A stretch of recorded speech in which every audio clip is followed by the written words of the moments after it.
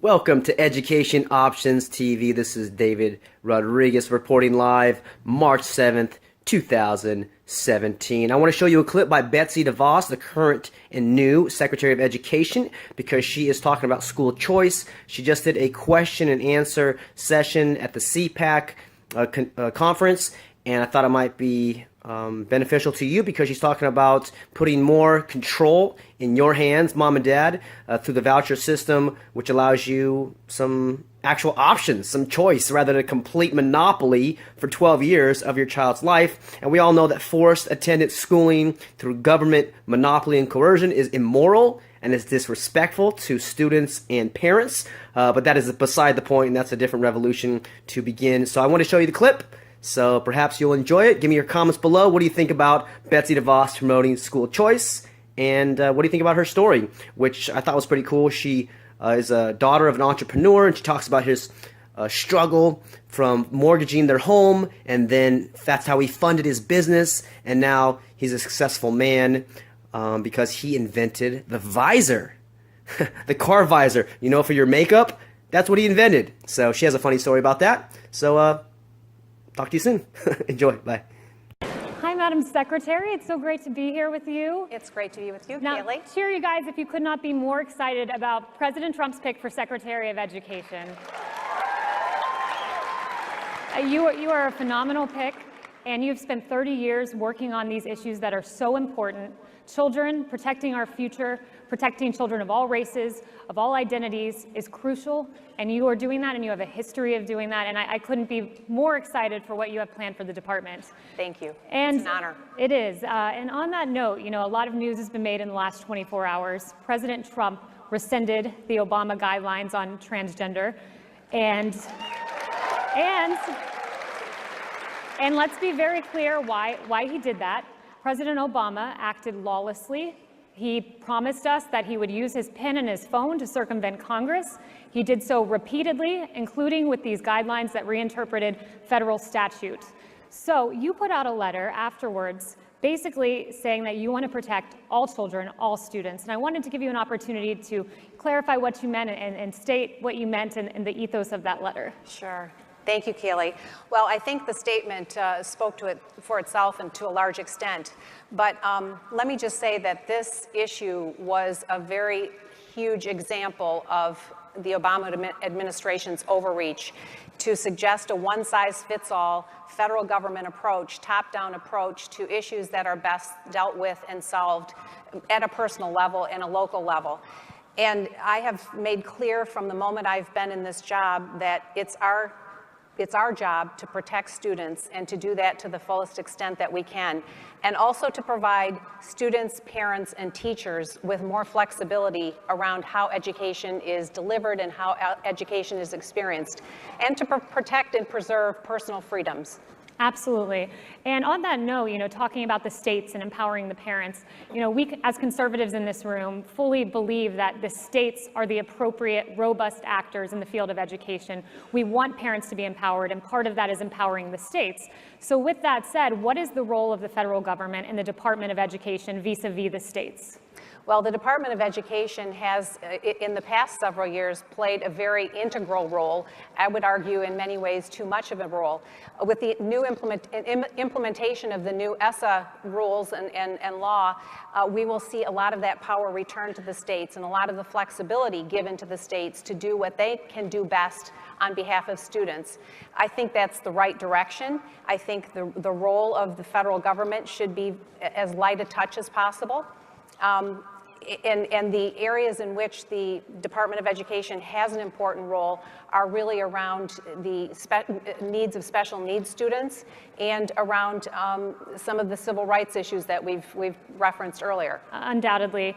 And, you know, one of the things I love just in communicating with you and your staff, I really get a sense that you want to unify the country and make real change. And I think there's even evidence of that. You know, we're at this time where the country is so divided and there's so much anger and so much disrespect for one another that we need people to come together on behalf of children in particular in your case. And the evidence I saw of that in speaking with your staff was on day 2, you picked up the phone and you made a call to the teachers union, to the ATF, to Randy Weingartner, and you did this despite the fact that the other teachers union, the NEA, put out a statement saying we refuse to have a relationship with Secretary DeVos. So you have one teachers union kind of increasing division and another one because you reached out and extended a hand, reaching back and extending a hand back to you. And I believe you're going on a tour of local schools with Randy. Well, I had a great conversation with Randy, and I think it's imperative that we work together to find common ground.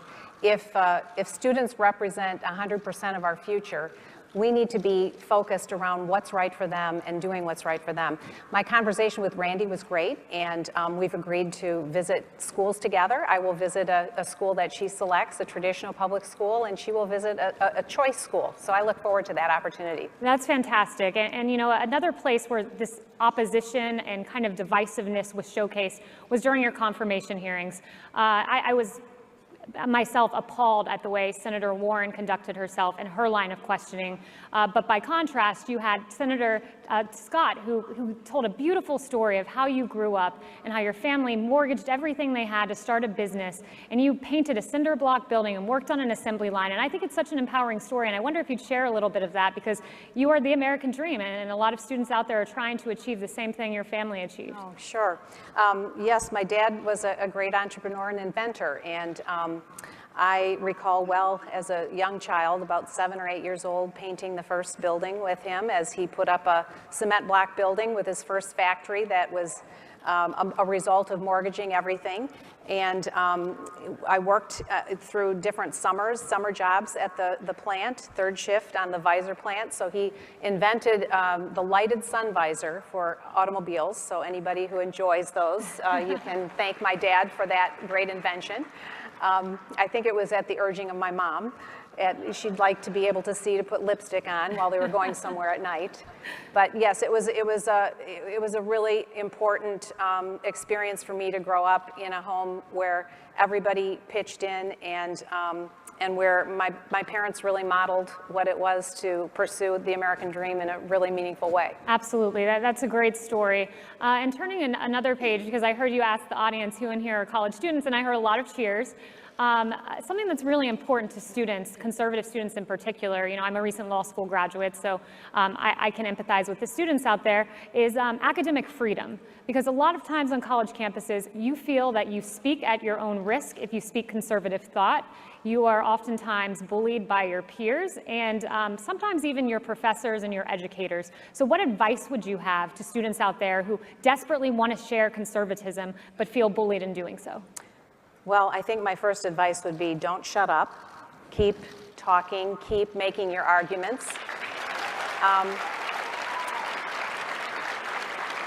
You can do so respectfully and with civility, but I think you need to do so with confidence. We need to have opposing viewpoints and differing ideas in an academic environment and in any environment where ideas are necessary to be exchanged. And I just urge and encourage all of the college students here, or any student, to continue to bring your ideas and your viewpoints. That's the best way to learn, and it's the best way for us all to learn how to get along together as well. Absolutely. And one of the things that I loved about you when you were President Trump's pick is the work that you have done on behalf of children in poverty. You helped 400,000 families in poverty and assisted them and gave them school choice and assisted in their educational pursuit. And that's fantastic.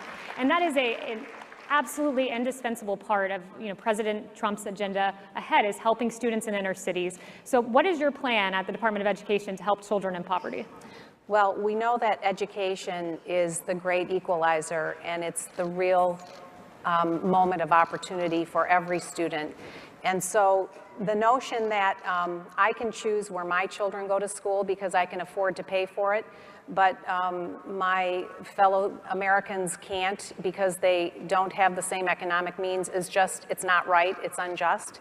And I share the president's view that we must and can do better for all Americans to provide each of them with an equal opportunity to a great education. And we will be working together to advance that during his administration. That's great. Well, this nation is so blessed to have you as Secretary of Education, and President Trump could not have made a better choice. I'm just so thrilled for your vision and so excited. Have you ever heard of unschooling? Unschooling? No, I don't think I've heard about that. It's something you should really check out, or maybe even private school. Where do you learn about this stuff? I learned about this at the Education Options Expo. It's a really fun, great event where we as parents can learn about the options for our children's educational success. Sounds great. When and where is this expo? Saturday, March 25th in San Jose. Doors open at 9 a.m. Come discover the exciting possibilities for your child's education in 2017 and beyond. The Education Options Expo is just a place to find answers to your questions. Are you curious about homeschooling? Would you like to learn about apprenticeships?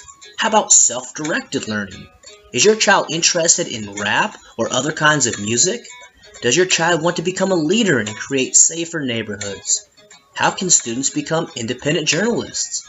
What is Acton Academy? What is a holistic school? How do you transition from public schooling into homeschooling? These topics and many more will be discussed on March 25th in San Jose.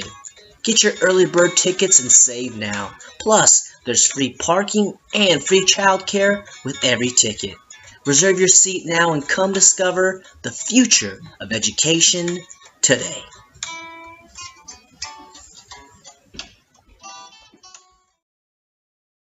Hey, I just registered for the expo.